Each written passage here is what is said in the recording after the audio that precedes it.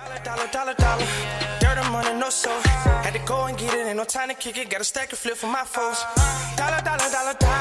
Please tell me you can hear me. Don't turn your back and don't neglect me. Just let me know if you need me. Dollar. Let me watch out for my partners. Keep my money long, get my team strong. Let me run away from my problems. Yup, what's good, original crew, man? We're back. Hey, man, we're back on the channel. We got a movie react. Man on Fire, the definition of get back. I was going to say, never mind. Hey, make sure y'all check out the links in the description box. Down below. You already know where to go. If you want to first support, all you got to do is check out down below. Also, if you enjoyed today's video, Lock it in with a thumbs up. I don't know why you look at me like that. You know who I am. Let's go. Let's check it out. Let's see what's about. You ready? Mm-hmm. So the movie is set in Mexico City, where the crime rate has completely spiraled out of control. There's a kidnapping every 60 minutes and around 70% of the victims never make it home. These gangs kidnap people, demand huge ransom payments, and if the family doesn't cooperate, they kill whoever they took. They mainly target wealthy families like this guy right here. His ass was taking a little too long to come up with the 10 million, so they sent him a bag with his son's ear in it. And yeah, the very next day, he got all the money together, followed all the instructions for the drop, and they released his son. The GOAT touches down, John Creasy, drinking as per usual. I'm drunk now. He flew in to come see his best friend, Ray Byrne, and to see how business is. Ray got a B&B full of bops, so Creasy wasn't complaining. Shit, I wouldn't either. Ray wanted Creasy to stay in Mexico for a while because that's his boy and he doesn't really have much friends in Mexico. So Ray gets him a job to work as a bodyguard. Since all the kidnappings, all the rich families have been getting bodyguards to protect their kids. But here's the thing, Creasy has never been a bodyguard. He's an assassin. Ray convinces him to do it just for a while and he eventually agrees on one condition. They have to know he's an alcoholic. I'm drunk now. So Creasy gets hired by Samuel Ramos and he was impressed by his resume. He deadass did everything. 16 years of military experience, extensive counterterrorism work, special operations, and a whole bunch of other things. This guy was the real deal. They get to the house and Samuel introduces him to his wife Lisa. And Creasy doesn't waste no time. He asks for a cup of Jack. His daughter Lupita takes Creasy to the guest house and Lisa was finally happy. They finally got a bodyguard. Now her daughter can go back to school. In the morning they hit the school and Peter tells Creasy about all the kidnappings happening and all the numbers. And he was shocked she knew all that info. He drops her off at school, posts up at this market, then picks her up after school. On the way back, Peter was talking way too much, asking way too many personal questions like what happened to his hand. And Creasy shuts it down quick. He lets her know he's being paid to protect her, not to be her friend. She gets out the car and jumps to the back seat. And for a second, Creasy thought she was about to run away. She got out that car way too fast. That night, Creasy stays up because he can't sleep. Well, he usually can't because he caught too many bodies. As soon as he shuts his eyes, that PTSD kicks in. And this is the reason he drinks a lot. The next day while he's dropping Peter off, he notices a car trailing them. He starts writing the number plate down, but they turn before he can finish. Over the next couple of weeks, Peter and Creasy grow a lot closer. He starts going to all of her swimming meets, cooks her dinner, and even helps her with homework. Their car rides become the best part of the day as they talk more and more, slowly building a genuine bond. But Peter is still a little slow off the block in her races, so Creasy decides to start training her properly. Day by day, she keeps getting better. Then comes the school final cup. Peter dives in, wins the race, and just like that, Creasy finally smiles. For the first time in a long time, he was genuinely happy. To celebrate the win, they all go out for lunch with Ray Byrne, and Lupita gives Creasy a necklace as a thank you gift. By this point, Peter is already closer with Creasy than she is with her own father. Her dad barely has time for her and even wants her to play the piano, but all she really wants to do is swim. So at her next piano lesson, Creasy gives her a hilarious idea. Burp every 20 seconds until the teacher kicks her out. Good, you'll be back in the pool in 24 hours, I guarantee you. After dropping Peter off to class, Creasy posts up outside and takes the family dog for a walk while he waits for her. But right before class finishes, two police cars suddenly pull up and block off both ends of the street. Something didn't feel right. Then that same car that was trailing them from the other week pulls in. Creasy peeps everything quick. As soon as Peter walked out of her class, Creasy tells her to run. He shoots his gun in the air, but the cop from behind gives Creasy a good one to the back. He turns around and gives him 2 to the dome. Bow, bow. He stood no chance. He then hits a 180 and puts a 200-meter shot to his head. Blow! Creasy lights up the car with more shots, then drops this guy camping behind the door. Bro, get out of there. He drops down and beams another officer. His aim was so precise, had these guys panicking, crashing Brody out the car. Damn. This was like 3 full squads versus 1 nigga. But that was the bad part because Peter knew that, so she turns around and runs back to Creasy. This distracts him and the officer on the ground shoots him in the chest again. Bow! I mean, he got one to the neck as well, but Creasy was out. Bullet to the chest? Yeah, shit wasn't looking good. Lupita comes back screaming for him to get up, but they come, grab her, and drive off. The next morning, Creasy is still unconscious in the hospital. The room fills up with reporters and police officers. On the news, they're already saying he's been arrested for the murder of 2 police officers and the kidnapping of Lupita Martin Ramos. Yeah, like Trump said. Fake news. Here's the thing, reporter Mariana Garcia asks the police chief a simple question. If the 2 officers who were killed were supposedly off duty, then why were they in uniform and driving a police car? And that wasn't all. Miguel Manzano walks in, the director of the AFI. He reveals both of those officers were already under investigation for corruption. So that just had the chief completely speechless. Back at the Ramos house, the entire police force along with the anti-kidnapping division is searching for clues while waiting for the kidnappers to call. Even Samuel's attorney, Jordan, is there, but he doesn't want anything to do with the police. Ray goes to check on Creasy, who finally wakes up. Ray is there with the head of the AFI, Miguel. Creasy only had one question though, where's Peter? That's all he cared about. Ray tells him they're still negotiating the ransom, but Miguel says they need to move Creasy immediately. The hospital he was staying at wasn't safe, and whoever tried to kill him is most likely about to spin back. The call finally comes in, and the voice on the phone gives them instructions for a $10 million ransom drop.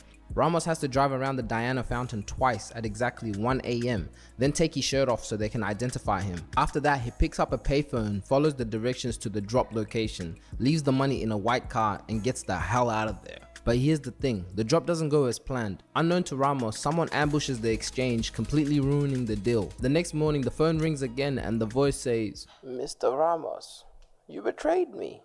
You took my money and you killed my nephew. God be with your child. Lisa starts begging him not to kill Peter, but the voice tells her it's too late and he's sorry. Bitch. So yeah, they kill Peter. Shit was so sad. Damn. The next day, Ray comes to break the news to Creasy. And yeah, shit hit him right in the chest. Just as he got close to her, they took her away. And the worst part about this, he feels like it was still his fault. Miguel comes to visit him with some pictures of people he might have seen, some potential suspects. But Creasy says he doesn't recognize any of them. A couple of days later, he's back on his feet. Ray tells him he can take him back across the border, straight home, but Creasy says he's not leaving anymore. Mariana, the reporter, comes and gives him some pictures of him because the Brotherhood put out a hit on him. She wants to help him expose the corrupt police. Creasy just shakes her hand and gets back into the car. On the way back home, Creasy gives Ray a list of weapons he needs, and just by the look on Creasy's face, Ray knew he was about to paint the streets red. He goes back to Ramos' house, chills in Lupita's room, reads her diary, and it says, I love you, Creasy. Man, this shit got me tearing up. Lisa comes in the room and starts crying and then asks Creasy, what is he gonna do? And he's like, What I do best. I'm gonna kill him. You kill them all. and man, he was not playing around. He went straight to the gun store and literally bought every weapon possible. No bullshit. He even bought like 10 burners. Yeah, he was not holding back. It was really time to get active.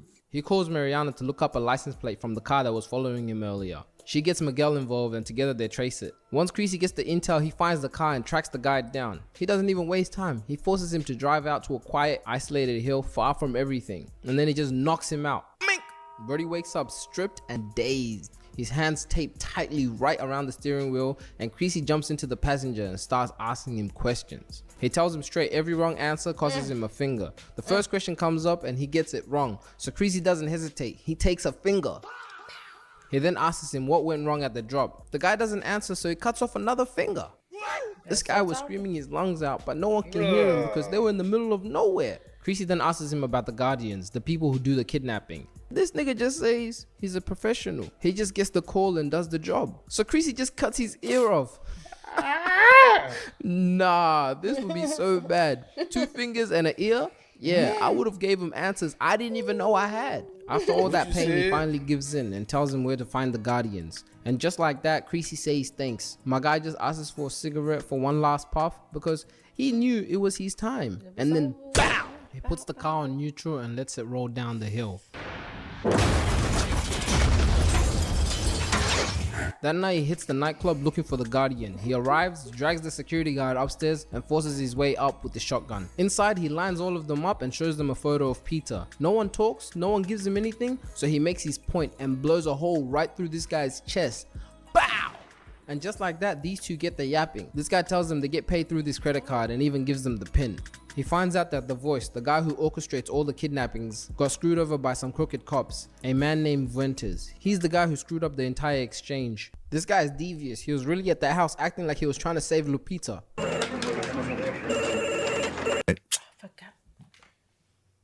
I can't lie, Connor here was giving out some good intel, but it was time for him to go. Say goodbye to her. Bow! The last person was this lady, and man, she was singing. If this was an interrogation room, she would have had a buffet. She didn't know where the boss was located, but she gives up another girl who was kidnapped the night before. Like, damn, how many kids do they actually take? He turns on all the gas tanks, clears the club, and burns the whole building down. It was really putting a stop to the entire operation. Right after that, he calls Mariana to come pick up the little girl and take her to safety. He also gives her the credit card so she can track whoever is depositing money into the account. But here's the thing, when he tells her about Fuentes, she tells him he moves around like the president. He don't even live in a house. Nigga lives in a compound surrounded by soldiers who are on the clock 25/8. Mariana gives up the cheeks to Miguel in exchange for him to track the credit card info. Shit, I guess everything got a price. So Creasy needed to separate Fuentes from his goons, so he finds a blind spot in this building. He breaks in, tells the OG he ain't gonna hurt him, but as soon as Graham saw that RPG, he was like, in church, they say to forgive. And Creasy, I mean Denzel Washington, was like, Forgiveness is between them and God. It's my job to arrange the meeting. Fuentes leaves his compound and heads back to his office, and as soon as he turned down the street, a full car of 4 passengers. That's a squad wipe. Fuentes' car tries hitting the reverse, but another car was blocking them. And Creasy just walks them down. Bow, bow, bow. Lighting up the front windshield. He rolls a grenade under the car, lighting that bitch in flames. This guy wasn't trying to get turned into burnt chicken, so he hops out and gets a beam to his head. Blah, blah, blah. Straight to the shadow realm. Creasy then gets in the whip and tells Fuentes not to move, and they drive off. So a couple hours later, this geezer wakes up under the bridge with duct tape on his face and no shirt. Yeah, this was the same place the ransom deal went left. Creasy rips the duct tape off his face and tells... Wait a minute. Whoa. No. What was that, babe? No. Yeah, this was the same place the ransom deal went left. Creasy rips the duct tape off his face and tells him, you got a C4 up in your asshole. Don't move. Don't move. Creasy starts the recording and sets a 5-minute timer and tells Fuentes to explain everything that went down that night. And Fuentes was like, relax, brother, relax. I'm relaxed. You got 3 minutes and 59 seconds. So Fuentes finally starts singing. That night he had his own men waiting at the ransom drop to steal the money. And that's how the Voice's nephew ended up getting shot and killed. Fuentes and his men completely ruined the entire exchange. But it gets even crazier. When Fuentes went back home, he opened the bag and it was filled with nothing but books. The money had already been taken before the crew even got there. They figure out the person who must have taken the money was Ramos's lawyer, Jordan Kalfas. Damn, they were really backdooring each other left and right. What did Lil Durk say in that one song? Close that back door, can't get snapped out by my homie.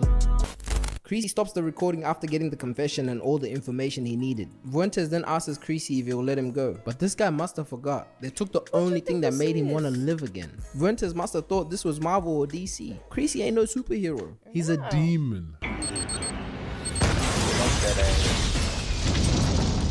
Creasy heads straight to Jordan's house, but when he gets there, he's dead in the pool with no head. I guess someone got to him first. Creasy heads to his office and prints out all the bank transfers and transaction records. And man, this thing just gets way more messed up than I expected. He pulls up at Samuel's house to confront him, and this is when the truth finally comes out. Samuel and Jordan had planned a kidnapping from the very beginning. The idea was to fake the whole thing so Samuel could collect the insurance money and pay off the massive debts his father left behind. Yeah, he wasn't really rich. His father had buried him into debt. The only reason Samuel agreed was because he was promised his daughter would never be harmed. But after everything went off the rails, he ended up losing his daughter. Realizing he's been betrayed, Samuel killed Jordan. When Lisa finally hears the truth, she doesn't even hesitate. She looks at Creasy and tells him, kill him or I will. Bruh, I can't believe this guy actually did that.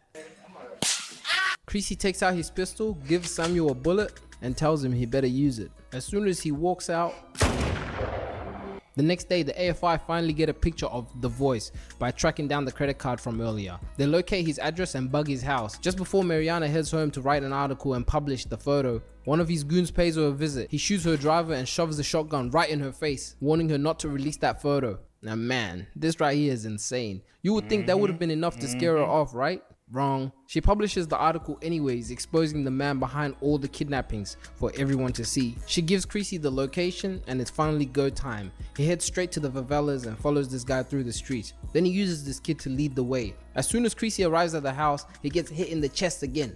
Bow! The guy gasses it right to the back, trying to escape. His ass already had a getaway truck on standby. Nigga tries running to go over, but he blasts one through the windshield, causing him to lose control and crash. Yeah, Brody clearly wasn't about that life. You're not that guy, pal, trust me, you're not that guy. Creasy grabs him by the collar and takes him out the truck. And is this guy crying?